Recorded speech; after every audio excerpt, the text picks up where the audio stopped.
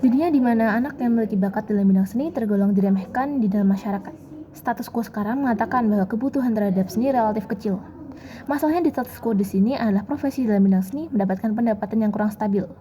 Kami sebagai tim oposisi setuju dengan anak yang memiliki bakat di bidang seni. Kami juga setuju dengan orang tua yang maksimalkan potensi anak. Namun, kami tidak setuju dengan orang tua maksimalkan bakat seni dari anak. Tujuan ideal kami dalam menolak orang tua maksimalkan bakat seni dari anak adalah untuk maksimalkan masa depan yang dimiliki oleh anak. Pembuktian kami, pertama, mengapa tidak maksimalkan bakat seni anak dapat justifikasi, dan yang kedua, mengapa tidak maksimalkan bakat seni anak lebih banyak memberikan dampak baik daripada dampak buruk. Sebelum berpindah ke argumentasi, kami hendak memberikan beberapa sanggahan kepada tim afirmasi. Yang pertama, pembicara pertama tim afirmasi mengatakan bahwa pihak kami menolak maksimalkan potensi anak yang berbakat seni karena narasi bahwa musik tidak dapat menghasilkan uang yang banyak. Hal ini tidak benar dan tentunya tidak eksklusif, di mana kami juga menolak narasi tersebut seperti yang terjadi pada tim afirmasi. Dan yang kedua, pembicara pertama tim afirmasi mengatakan bahwa kasus buruk perusahaan konvensional tidak pernah masuk berita, dan pembicara pertama tim afirmasi juga mengatakan bahwa kasus yang terkait profesi seni akan berkembang di media. Hal ini tidak benar.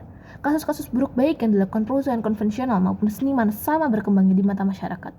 Selain itu, kasus-kasus yang tertutupi karena adanya koneksi dan kekuasaan tidak hanya terjadi pada perusahaan konvensional, tapi juga terjadi pada seniman-seniman yang sudah terkenal di kalangan masyarakat.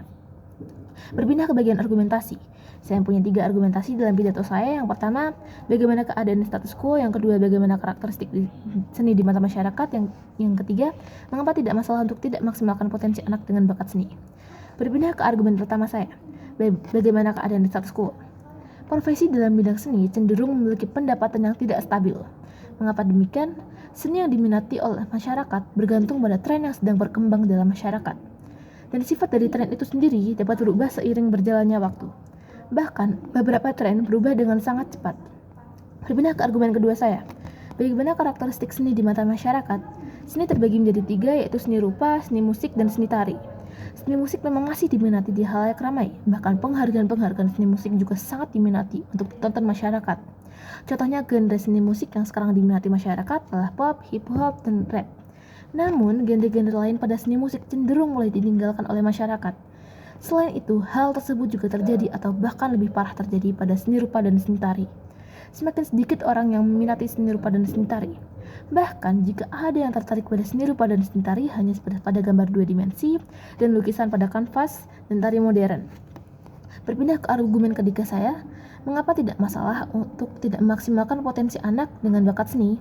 Kecerdasan yang dimiliki seorang anak terbagi menjadi beberapa bagian. Contohnya adalah kecerdasan intelektual, kecerdasan kinetik jasmani, kecerdasan seni, dan lain sebagainya. Profesi yang terkait pada kecerdasan seni contohnya adalah pelukis, ilustrator, artis, dan lain sebagainya. Profesi yang terkait pada kecerdasan intelektual contohnya adalah dokter, guru, aktuaris, pelaut, pilot, dan lain sebagainya. Dengan profesi yang terkait pada kecerdasan kinetik jasmani biasanya adalah atlet. Di sisi afirmasi, anak yang dimaksimalkan potensi seninya oleh para orang tua tentunya berpotensi besar untuk menjadi seniman.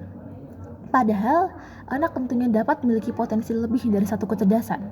Dan apabila akhirnya bakat seni anak tersebut dikembangkan, maka potensi dari kecerdasan-kecerdasan lain menjadi tidak dapat berkembang dengan baik. Selain itu, seperti yang saya katakan sebelumnya di sisi afirmasi, anak akan mendapatkan pendapatan di masa depan yang kurang stabil, menimbang bahwa ketertarikan masyarakat dalam suatu bidang atau jenis seni tergantung pada tren yang berkembang di masyarakat dan bersifat dapat berubah dalam waktu singkat. Selain itu, kita tentu tidak dapat memaksakan masyarakat untuk menyukai seni yang kita buat. Dan bahkan jika yang ditekuni anak adalah jenis seni yang diminati masyarakat dalam waktu lama dan dalam jangkauan yang luas, terdapat juga kemungkinan bahwa jenis seni yang ditekuni anak adalah seni yang tidak diminati masyarakat, yang mana justru akan membuat masa depan anak tidak berkembang dengan baik. Dan pertaruhan ini akan terjadi apabila orang tua memaksimalkan potensi anak di bidang seni. Berbanding terbalik di sisi kami, yaitu apabila orang tua tidak maksimalkan potensi anak yang berbakat seni. Anak-anak akan dapat memiliki masa depan yang lebih terjamin. Mengapa demikian? Apabila orang tua maksimalkan anak dalam bidang intelektual misalnya, maka profesi yang ditekuni anak lebih dibutuhkan untuk masyarakat dalam jangka waktu yang lama dan dalam lingkup yang luas. Mengapa demikian?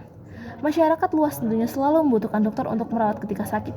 Masyarakat luas tentunya selalu membutuhkan pilot untuk menerbangkan pesawat, dan lain-lain sebagainya. Apabila anak akhirnya memaksimalkan kecerdasan tersebut, maka masa depan anak akan lebih terjamin. Hal ini juga dikarenakan kebutuhan terhadap profesi tersebut tidak berubah secara cepat. Bahkan, bila memang pada akhirnya diciptakan teknologi untuk menggantikan profesi-profesi tersebut, tentunya dibutuhkan waktu yang relatif lama untuk membuatnya.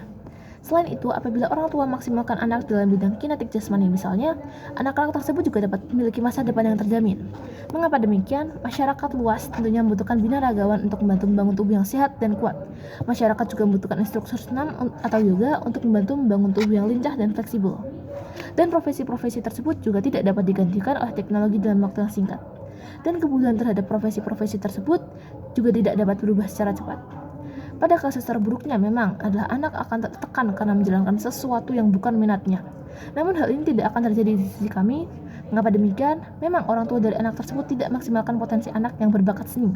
Tetapi hal ini bukan berarti orang tua melarang anaknya untuk melakukan yang mereka minati. Orang tua si anak tidak melarang anak untuk tetap melakukan seni. Hanya saja orang tua tidak akan maksimalkan potensi anaknya tersebut, seperti masukkannya ke sekolah kesenian atau masukkan anak mereka ke kursus kesenian. Orang tua dari anak tersebut hanya akan maksimalkan anak untuk menekuni bidang yang lain, seperti yang saya sampaikan sebelumnya. Kesimpulannya, dengan tidak memaksimalkan potensi anak yang berbakat seni akan memberikan lebih banyak dampak baik daripada dampak buruk, dan memberikan dampak baik yang lebih banyak daripada memaksimalkan potensi anak yang berbakat seni. Dan karena hal-hal inilah yang menjadi pertimbangan kami dalam tidak memaksimalkan potensi anak yang berbakat seni. Inilah mengapa kami bangga menjadi tim oposisi yang menolak mosi.